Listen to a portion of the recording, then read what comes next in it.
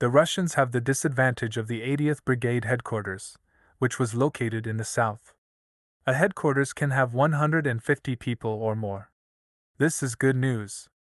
Russian military correspondents have also confirmed this. The EU will accelerate the supply of weapons to Ukraine to support the counteroffensive, the European Commissioner said. We are going to intensify our efforts to deliver weapons and ammunition. This is a high-intensity war in which they play a crucial role. While we are fighting on Leopards, the Russians are taking T-34s from museums. To not miss all the news, subscribe. Support our work and our heroes by liking our page. Below Moskovsk, Belgorod and Siversk directions, no changes. The Svatov direction remains unchanged. Heavy fighting continues for the bridge in Bilohorivka. Bakhmut sector fighting continues west and northwest of Klishchiivka. Colonel of the Armed Forces Reserve, former General Staff Officer and military expert Ola Zhdanov told about the changes that took place at the front over the past day. According to him, the occupants have increased pressure on Mariinka and have had little success on the outskirts of the city. Currently, the settlement is being stormed in the same way as it was in Bakhmut. At the same time, in the Lyman sector, the Ukrainian armed forces repelled an enemy attack, and in the Berdyansk sector, Ukrainian troops drove Russians out of their positions between Severodonetsk and Urozhain. In the Avdiivka sector, the enemy's attempts to improve the tactical position near Krotobalka were unsuccessful. Ukrainian defense forces also made progress near Vasil. Berdyansk sector, the intensity of the conflict has significantly decreased over the last day. Zaporizhia sector, the area south of Molotokmachka, has been mapped.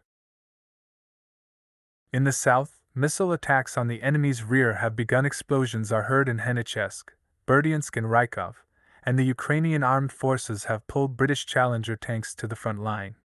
The Ukrainian armed forces have liberated 4 strongholds and several landing sites near Makarivka in Zaporizhia.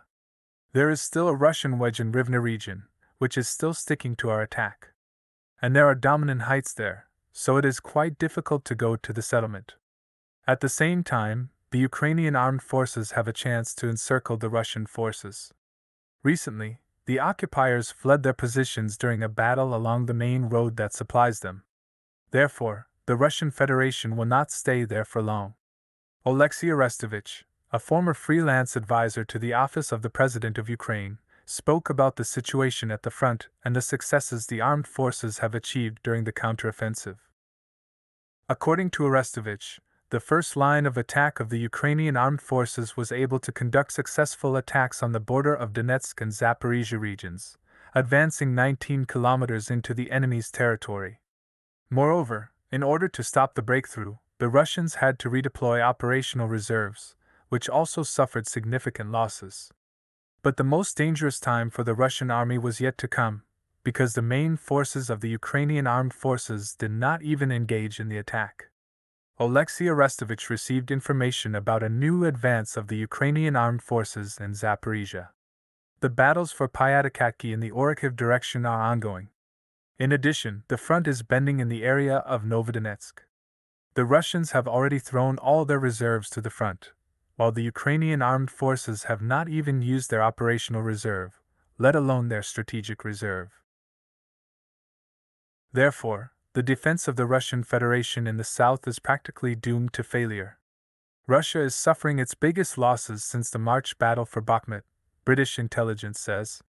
The British Ministry of Defense notes that heavy fighting has continued in recent days, with the most intense fighting taking place in Zaporizhia region, western Donetsk region and around Bakhmut.